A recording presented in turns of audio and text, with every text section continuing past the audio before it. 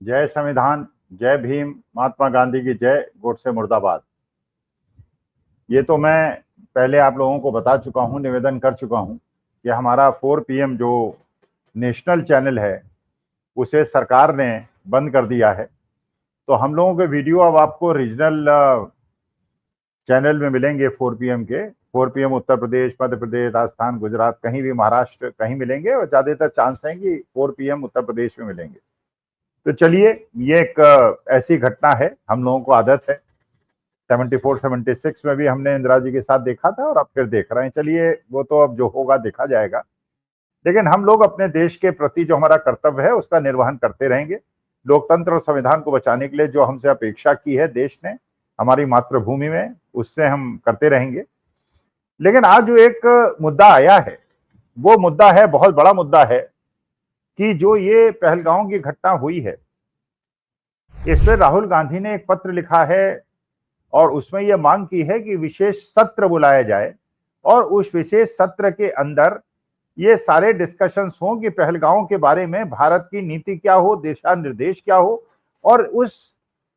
सत्र के अंदर यह भी क्लियर हो जाए कि पूरे देश के विपक्षी दल और पूरे देश के 142 करोड़ लोग प्रधानमंत्री के और देश के साथ खड़े हैं। कहीं कोई विवाद नहीं है। अगर गोदी मीडिया विवाद क्रिएट करने का प्रयास करता है, छोटे मोटे नेताओं के जो भाषण हैं या जो उनके स्टेटमेंट्स हैं उन्हें तोड़ मरोड़ के पेश करता है और ये दिखाने का प्रयास करता है जैसे देश जो है बटा हुआ है। देश बटा हुआ नहीं है, देश के 142 करोड़ लोग एक साथ हैं और हम लोग ये चाहते हैं कि पाकिस्तान जैसे दुष्ट राष्ट्र को वो तोड़ जवाब दिया जाए और उसको नक्शे से मिटा दिया जाए और इसमें देर ना की जाए। और जो भी इसमें हो, सारे देश के लोकतांत्रिक जितने भी रिकॉग्नाइज पार्टीज हैं वो संसद सत्र में पार्टिसिपेट करें और उसमें पार्टिसिपेट करके सरकार से निवेदन करें और ये एक मैसेज जाए पूरे देश के अंदर कि पूरा देश एकजुट है और सब एक साथ हैं और देश के लोकतंत्र और संविधान को बचाने के लिए दृढ़ संकल्प हैं और पाकिस्तान को मुंहतोड़ जवाब देने के लिए जो हमारे पर्यटकों पे एक कायराना हरकत की है उसका विरोध करने के, उसका बदला लेने के लिए उत्सुक है। अब देखिए इसमें होता क्या है, अगर संसद सत्र बुलाया जाएगा तो लोकतंत्र के लिए एक अच्छा संदेश है। ये एक मैसेज जाएगा, पूरे देश के अंदर मैसेज जाएगा और न केवल देश के अंदर मैसेज जाएगा, पूरे विश्व के अंदर मैसेज जाएगा कि पूरा विश्व ये देखेगा कि भारतवर्ष के अंदर जो अफवाहें फैलाने का प्रयास कुछ लोग कर रहे हैं, ये हमारा देश बटा हुआ है, मुसलमान हमारे साथ नहीं है, कांग्रेस साथ नहीं है या आरजेडी साथ नहीं है, सपा साथ नहीं है, डीएमके साथ नहीं है, ऐसा कुछ नहीं है। संसद सत्र से एक मैसेज, स्ट्रेट मैसेज जाएगा पूरे देश की जनता को और विश्व को, और ये जाएगा कि हमारे यहाँ न कोई धर्म का भेद है, न हमारे कोई जातीय भेद है। हम लोग जैसे शांति काल में घर के अंदर होता है, डिस्कशन होता है, चार बर्तन होते हैं, खड़कते हैं, एक दूसरे से लड़ते भिड़ते रहते हैं, लेकिन जब बाहर से आक्रमण होता है सब लोग एकत्रित हो जाते हैं।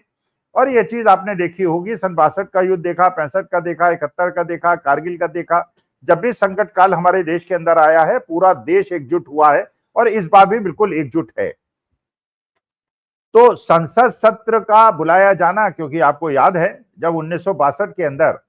चीन ने हमको धोखा दिया था और चीन ने एक प्रकार से आक्रमण करके, और जब हमारा देश जूझ रहा था, 12 साल ही हुआ था देश को स्वतंत्रता पाए हुए, और पंडित जवाहरलाल नेहरू की एक नीति थी कि इसके पहले, क्योंकि जब देश आजाद हुआ उस समय ना इंडस्ट्रियलाइजेशन था, ना इंफ्रास्ट्रक्चर था, ना बेसिक ऐसी संस्थाएं थी जो देश को मजबूत कर सकें। तो उनका ध्यान था कि ये इंफ्रास्ट्रक्चर बने, बड़ी बड़ी संस्थाएं बने, स्टील अथॉरिटी ऑफ इंडिया बने, ओएनजीसी बने और ये बैंक्स बने, सबको सुदृढ़ किया जाए और देश में अवस्थापनाएं क्रिएट किया जाए। रिसोर्सेज कम थे और रिसोर्सेज को पूरा करने के लिए पंडित जवाहरलाल नेहरू ने और उनके पिता ने, उनकी बेटी ने, सबने अपना जितना सर्वस्त्र था, हजारों करोड़ रुपए का देश के लिए दान कर दिया था। तो हमारे देश की वही प्रथा है, विपक्ष और पक्ष तब तक होता है जब तक लोकतांत्रिक चुनाव होते हैं और उसके बाद जो भी सत्ता में होता है सब लोग उसके साथ खड़े होते हैं। उस समय पंडित अटल बिहारी वाजपेयी जनसंघ के नेता हुआ करते थे, विपक्ष के बड़े तेजस्वी नेता हुआ करते थे। उन्होंने विपक्ष के नेताओं के साथ निवेदन किया था पंडित जवाहरलाल नेहरू से कि 62 के अंदर जो हमारे साथ धोखा हुआ है इसमें हम सरकार की कार्रवाई से असंतुष्ट हैं और संसद के अंदर इसके अंदर चर्चा कराई जाए। अच्छा, पंडित जी लोकतंत्र के क्योंकि बहुत ज्यादा हिमायती थे, संसद सत्र बुलाया गया था और उसमें बहुत ज्यादा कटु आलोचना पंडित जवाहरलाल नेहरू की और उनकी नीतियों की हुई थी। उन्होंने स्वीकार किया था और उसको सहन किया था क्योंकि उनको पता था ये लोकतंत्र के अंदर विपक्षी वो आवाज होती है जो कि सत्ता पक्ष से प्रश्न पूछती है, और सत्ता पक्ष क्योंकि जनता की रहनुमाई के लिए वहां संसद के अंदर बैठा है, इसलिए उसका कर्तव्य बनता है कि उनके प्रश्नों का जवाब दे। नेहरू जी ने उसका जवाब दिया था और एक बड़ा तूफानी सत्र हुआ था और उसमें पंडित जवाहरलाल नेहरू की और सरकार की कटु आलोचना हुई थी। चलिए इस बार वो मौका नहीं है, क्योंकि चलिए आज विपक्ष ज्यादा अच्छी तरह से बिहेव कर रहा है। आज विपक्षी दल सब लोग ये मैसेज दे रहे हैं कि हम पंडित जवाहरलाल नेहरू के जमाने में शायद साथ रहे हो ना रहे हो, आज के तारीख में हम मोदी जी के साथ हैं। हम भारत की जो सरकार है इस समय, जो सरकार है उसके हर निर्णय में उसके साथ हैं। सर्वदलीय बैठक भी हुई जिसमें सारे विपक्षी दल के लोग शामिल हुए, राजनाथ सिंह भी शामिल हुए, अमित शाह भी शामिल हुए, लेकिन मोदी जी क्योंकि बिहार के अंदर चुनाव में व्यस्त थे इसलिए वो शामिल नहीं हो पाए। लेकिन बाकी सत्ता पक्ष विपक्ष के बड़े बड़े नेता उसमें शामिल थे और एक मैसेज पूरे विश्व को दिया गया कि हम लोग आज के तारीख में भारतीय जनता पार्टी की सरकार नहीं है, देश की सरकार है और राष्ट्रीय हितों को ध्यान में रखते हुए हम इसके साथ हैं।